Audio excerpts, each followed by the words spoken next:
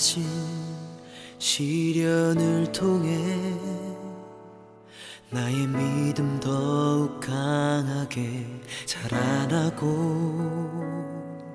험한 산과 골짜기 지나는 동안 주께 더 가까이 나를 이끄시네. 내가 겪는 시험이 어렵고 힘겨워도 내 주님보다 크지 않네. 내 앞에 바다가 갈라지지 않으면 주가 나로 바다 위 걷게 하리. 나는 믿네. 주의 능력으로 내 삶 새롭게 되리. 나는 믿네. 주의 능력으로 담대히 나가리라. 주와 함께 싸워 승리하리라.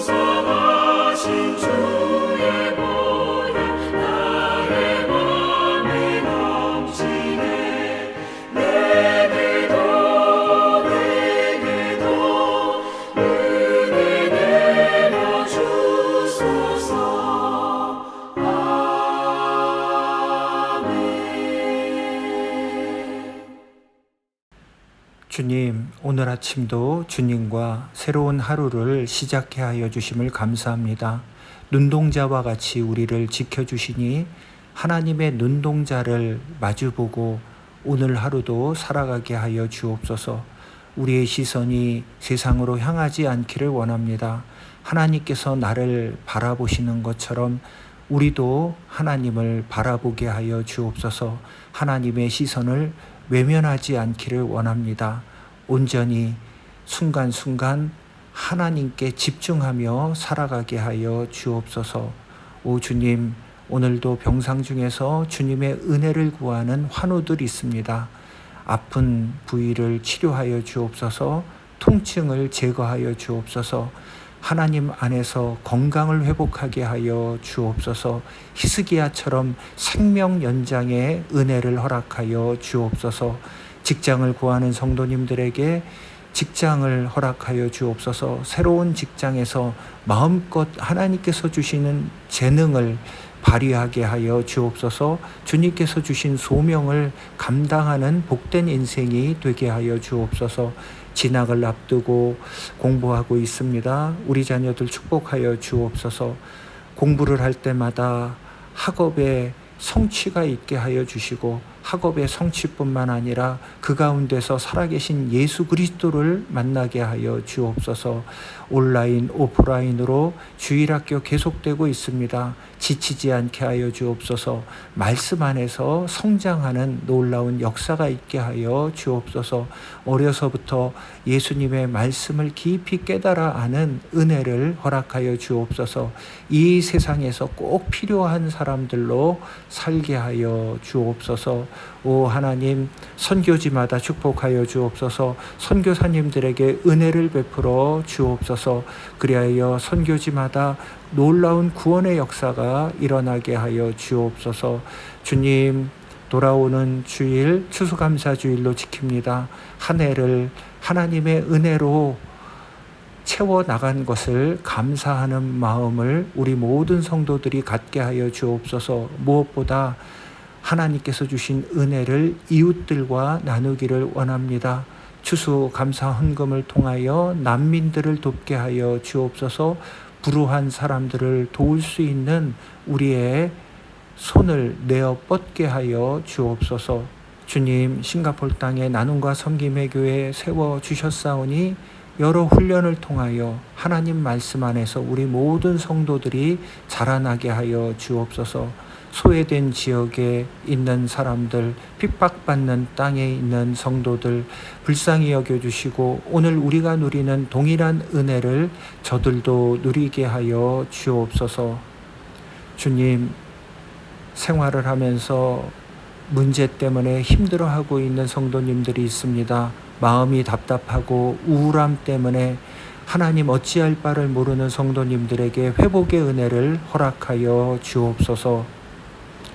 오 주님, 오늘도 주님과 동행하는 하루가 되기를 원합니다. 죄에서 떠나 살게 하여 주시고 순전하고 거룩한 삶을 살게 하여 주옵소서. 우리 주 예수 그리스도의 이름으로 기도드리옵나이다. 아멘. 오늘 하나님의 말씀 에스겔 13장 말씀입니다. 에스겔 13장 말씀. 여호와의 말씀이 내게 임하여 이르시되, 인자야, 너는 이스라엘에 예언하는 선지자들에게 경고하여 예언하되 자기 마음대로 예언하는 자에게 말하기를 너희는 여호와의 말씀을 들으라. 주 여호와의 말씀에 본 것이 없이 자기 심령을 따라 예언하는 어리석은 선지자에게 화가 있을진저. 이스라엘아, 너의 선지자들은 황무지에 있는 여우 같으니라. 너희 선지자들이 성 무너진 곳에 올라가지도 아니하였으며 이스라엘 족속을 위하여 여호와의 날에 전쟁에서 견디게 하려고 성벽을 수축하지도 아니하였느니라. 여호와께서 말씀하셨다고 하는 자들이 허탄한 것과 거짓된 점괘를 보며 사람들에게 그 말이 확실히 이루어지기를 바라게 하거니와, 그들은 여호와가 보낸 자가 아니라 너희가 말하기는 여호와의 말씀이라 하여도 내가 말한 것이 아닌즉 어찌 허탄한 묵시를 보며 거짓된 점괘를 말한 것이 아니냐. 그러므로 주 여호와께서 이같이 말씀하셨느니라. 너희가 허탄한 것을 말하며 거짓된 것을 보았은즉 내가 너희를 치리라. 주 여호와의 말씀이니라.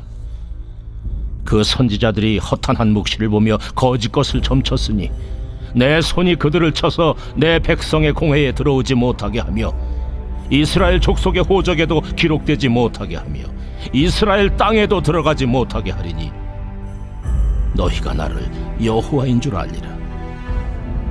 이렇게 칠 것은 그들이 내 백성을 유혹하여 평강이 없으나 평강이 있다 함이라. 어떤 사람이 담을 쌓을 때에 그들이 회치를 하는도다. 그러므로 너는 회칠하는 자에게 이르기를 그것이 무너지리라. 폭우가 내리며 큰 우박덩이가 떨어지며 폭풍이 몰아치리니 그 담이 무너진즉 어떤 사람이 너희에게 말하기를 그것에 칠한 회가 어디 있느냐 하지 아니하겠느냐. 그러므로 나 주 여호와가 말하노라. 내가 분노하여 폭풍을 퍼붓고 내가 진노하여 폭우를 내리고 분노하여 큰 우박 덩어리로 무너뜨리리라. 회칠한 담을 내가 이렇게 허물어서 땅에 넘어뜨리고 그 기초를 드러낼 것이라. 담이 무너진즉 너희가 그 가운데서 망하리니 나를 여호와인 줄 알리라. 이와 같이 내가 내 노를 담과 회칠한 자에게 모두 이루고 또 너희에게 말하기를 담도 없어지고 칠한 자들도 없어졌다 하리니 이들은 예루살렘에 대하여 예언하기를 평강이 없으나 평강의 묵시를 보았다고 하는 이스라엘의 선지자들이니라. 주 여호와의 말씀이니라. 너 인자야, 너희 백성 중 자기 마음대로 예언하는 여자들에게 경고하며 예언하여 이르기를 주 여호와의 말씀에 사람의 영혼을 사냥하려고 손목마다 부적을 꿰어매고 키가 큰 자나 작은 자의 머리를 위하여 주곤을 만드는 여자들에게 화 있을진저 너희가 어찌하여 내 백성의 영혼은 사냥하면서 자기를 위하여는 영혼을 살리려 하느냐. 너희가 두어온 금 보리와 두어 조각 떡을 위하여 나를 내 백성 가운데서 욕되게 하여 거짓말을 고지 듣는 내 백성에게 너희가 거짓말을 지어내어 죽지 아니할 영혼을 죽이고 살지 못할 영혼을 살리는도다. 그러므로 나 주 여호와가 이같이 말하노라. 너희가 새를 사냥하듯 영혼들을 사냥하는 그 부적을 내가 너희 팔에서 떼어버리고 너희가 새처럼 사냥한 그 영혼들을 놓아주며 또 너희 수건을 찢고 내 백성을 너희 손에서 건지고 다시는 너희 손에 사냥물이 되지 아니하게 하리니 내가 여호와인 줄을 너희가 아니라. 내가 슬프게 하지 아니한 의인의 마음을 너희가 거짓말로 근심하게 하며 너희가 또 악인의 손을 굳게 하여 그 악한 길에서 돌이켜 떠나 삶을 얻지 못하게 하였은즉 너희가 다시는 허탄한 묵시를 보지 못하고 전복도 못할지라. 내가 내 백성을 너희 손에서 건져내리니 내가 여호와인 줄을 너희가 아니라 하라.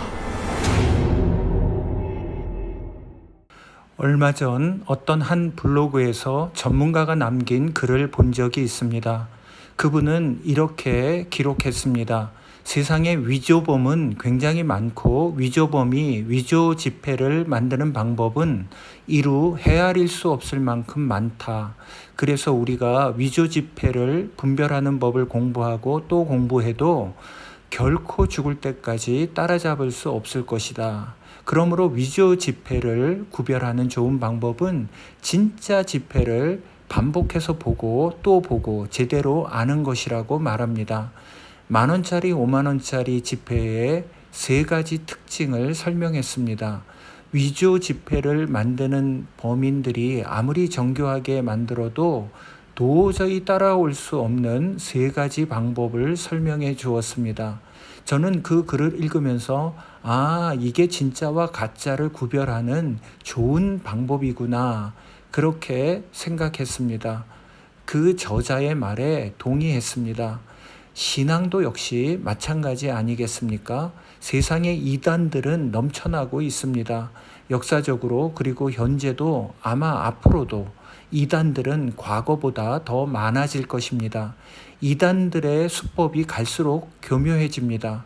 아무리 분별하려고 이단 사상을 연구하고 공부해도 계속 생기는 이단을 우리가 다 알기는 어렵습니다. 그러므로 이단을 연구하기보다는 오히려 진짜 기독교 진리를 연구하면 이단을 구별할 수 있습니다. 하나님이 어떤 분이신지, 예수님은 누구신지, 성령님은 오늘 우리에게 어떤 역사를 하시는지, 교회는 또 어떤 곳이고 어떻게 하나님을 기쁘시게 해야 하는지, 믿음이란 뭐고 죄란 무엇인지, 기독교 교리를 제대로 공부하고 성경을 똑바로 연구하면, 열심히 연구하면 이단에 빠지지 않고 견고하게 믿음 생활을 할 수 있습니다. 오늘 읽은 에스겔 13장 말씀에도 거짓 선지자들이 등장합니다. 남유다 말기에 거짓 선지자들이 굉장히 많았습니다. 그들은 하나님께 받은 말씀이 아니라 자기가 생각하고 지어낸 말을 전하면서 하나님의 말씀이라고 거짓말을 했습니다. 그들은 백성들이 원하는 말을 해주고 돈을 받는 자들이었습니다. 그렇기 때문에 백성들이 이들이 거짓 선지자인지 분별하는 것이 굉장히 어려웠습니다. 왜냐하면 자신들이 좋아하는 말을 전해주었기 때문에 그들을 싫어할래야 싫어할 수가 없었습니다. 그러니 분별하기 어려웠겠지요. 예레미야나 에스겔, 이사야 등 하나님이 세우신 선지자들보다 훨씬 더 많은 숫자의 거짓 선지자들이 당시 성전을 장악하고 종교 권력을 장악하고 있었기 때문에 거짓말도 진짜처럼 들렸습니다. 자, 그렇다면 어떻게 우리가 이들을 분별하고 가려낼 수 있을까요? 2절 말씀 보십시오. 2절입니다. 인자야, 너는 이스라엘에 예언하는 선지자들에게 경고하여 예언하되 자기 마음대로 예언하는 자에게 말하기를 너희는 여호와의 말씀을 들으라. 거짓 선지자를 분별하는 첫 번째 방법은 자기 마음대로 예언하는 자라고 말합니다. 하나님의 말씀을 받아서 전하는 데는 관심이 없고 자기가 전하고 싶은 것만 전하는 사람들입니다. 어쩌면 거짓 선지자들은 한 번도 하나님의 음성을 들은 적이 없을지도 모릅니다. 그들은 하나님을 한 번도 만난 적이 없는 자들일 수 있습니다. 그럴 가능성이 훨씬 크죠. 하나님을 만났다면, 하나님께서 하시는 말씀을 한 번이라도 들었다면 그런 거짓말, 그런 거짓 예언을 할 수 없기 때문입니다. 그런데 문제는 백성들이 이 사람들이 지어낸 말을 전하는지 아니면 하나님으로부터 말씀을 받아서 전하는지 구별하기가 쉽지 않았던 것입니다.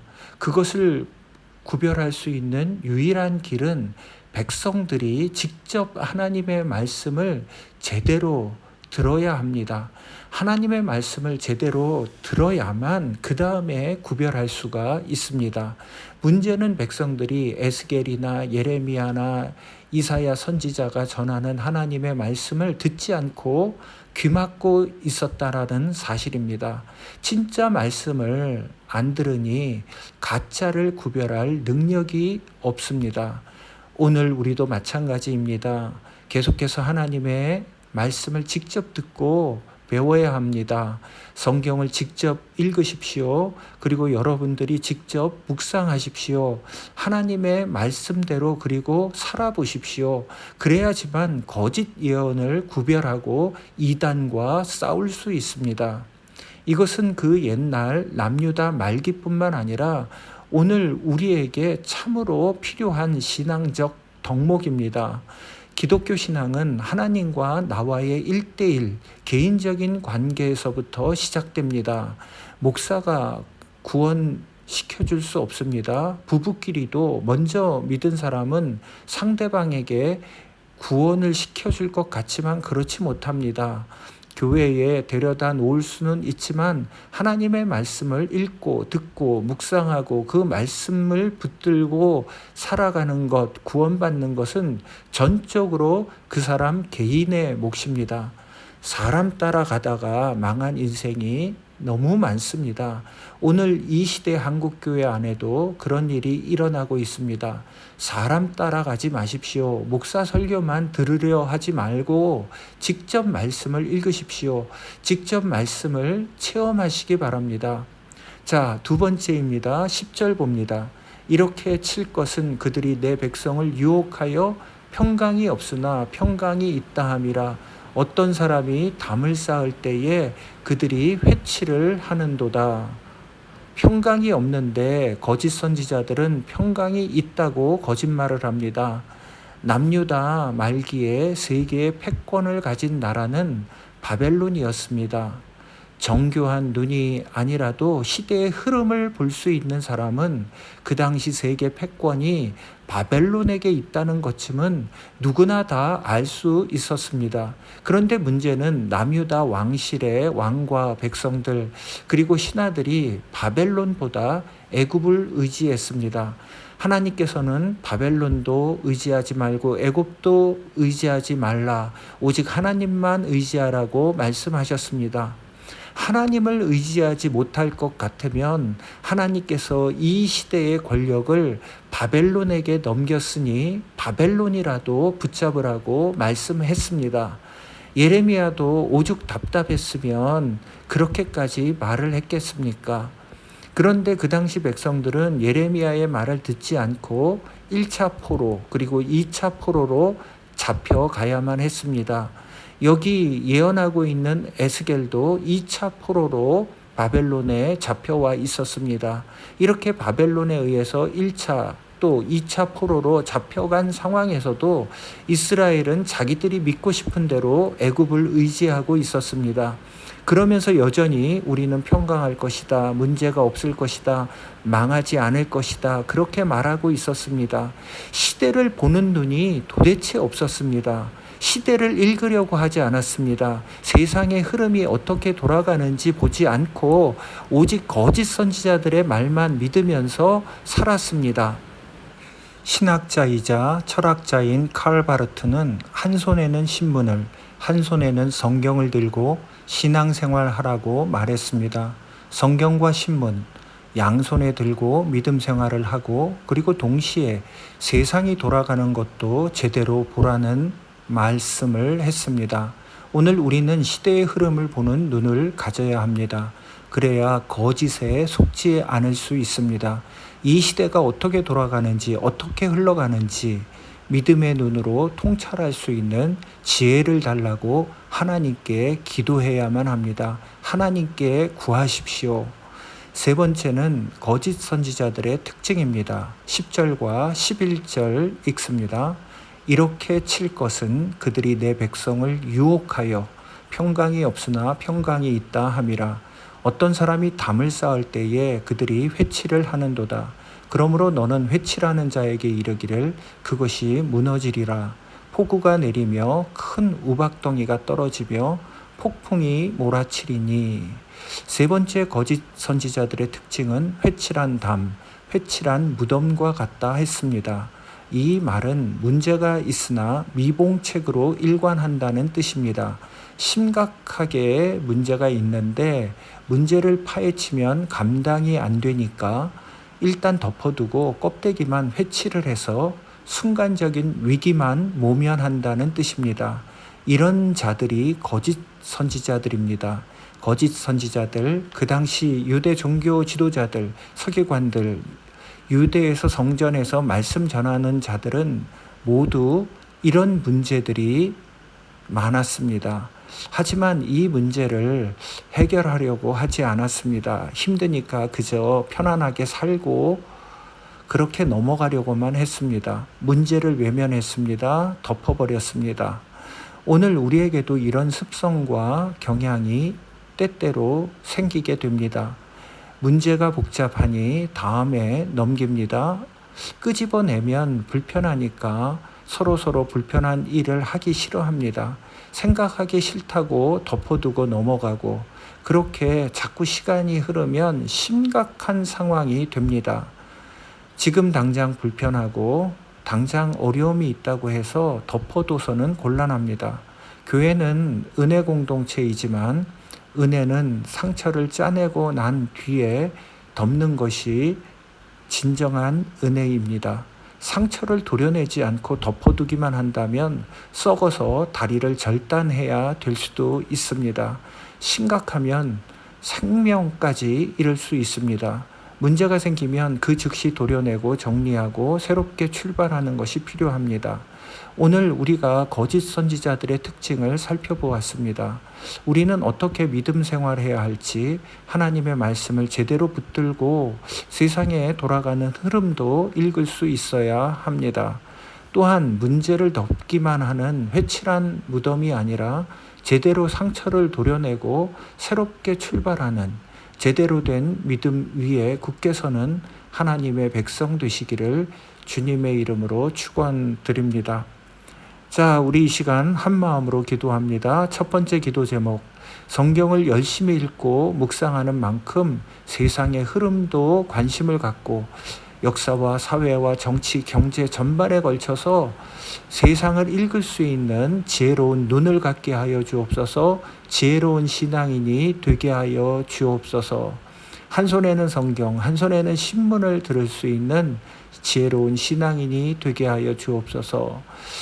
두 번째 기도 제목입니다. 문제를 덮는 것만이 문제 해결 방법이 아니라 문제를 덮는 것이 진정한 은혜가 아니라 문제를 정확하게 파악하고 적절한 대안을 제시함으로 문제를 해결하고 회복시키는 진짜 하나님의 은혜를 누리게 하여 주옵소서. 우리 이 시간 한 마음으로 기도하며 나갑니다. 다 같이 기도합니다.